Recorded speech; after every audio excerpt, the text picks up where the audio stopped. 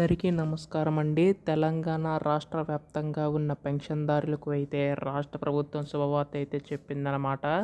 అయితే మనకి ఈ యొక్క ఆసరా పెన్షన్ కాస్త చేయూత పెన్షన్ కింద మార్చి మనకి పెన్షన్ అనేది అయితే అందించబోతుందండి.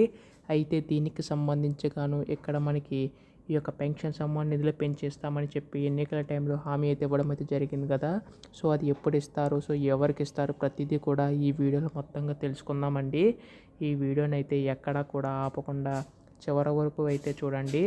అంతకంటే ముందు చాలామంది వీడియోని అయితే చూస్తున్నారు కానీ సబ్స్క్రైబ్ చేసుకోవడం లేదండి. నేను పెట్టే ప్రతి లేటెస్ట్ అప్డేట్ కూడా మీరైతే ముందుగా తెలుసుకోండి. సో తెలుసుకోవాలనుకుంటే మాత్రం సబ్స్క్రైబ్ చేసుకోండి. అలాగే ఈ వీడియోకి అయితే లైక్ చేయండి. దీని ద్వారా మరికొంతమందికి ఈ సమాచారం అయితే అందుతుంది. ఇంకా ఆలస్యం చేయకుండా వీడియోలోకి అయితే వెళ్ళిపోదాం.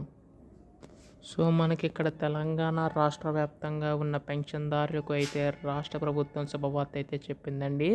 అయితే మీకు ముందుగా తెలిసినట్లుగానే గత ప్రభుత్వంలో ఆసరా పెన్షన్ కింద 2016, అలాగే దివ్యాంగుల పెన్షన్ కింద 3016 అందించేవారు. అయితే ఈ యొక్క ప్రభుత్వం దాని పెన్షన్ పెంచి అందిస్తామని చెప్పి హామీ అయితే ఇవ్వడం అయితే జరిగింది కదా.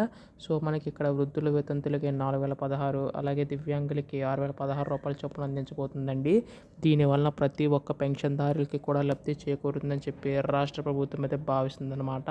సో దీనికి సంబంధించి కానీ ఏంటంటే మనకి నిధులు అనేవి అయితే ఇప్పుడు ఎప్పుడు కేటాయిస్తారు అని చెప్పి చాలామంది పెన్షన్దారులు అయితే కామెంట్ చేయడం అయితే జరుగుతుందండి. సో ఇక్కడ ఏంటంటే మనకి త్వరలోనే నిధులు అనేవి అయితే విడుదల చేయడానికి రాష్ట్ర ప్రభుత్వం సిద్ధమైన తెలుస్తుందండి. సో మీకు ముందు నేను చెప్తూనే వస్తున్నాను.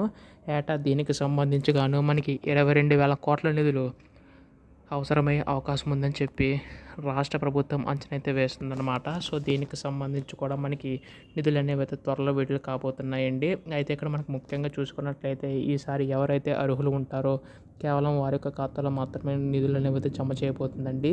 అయితే దీనికి సంబంధించి కానీ మనకి ఏ అధికార ప్రకటన వచ్చినా మీరు ముందుగా తెలుసుకోవాలనుకుంటే దయచేసి వెంటనే ఛానల్ అయితే సబ్స్క్రైబ్ చేసుకోండి. ధన్యవాదములు. జై హింద్.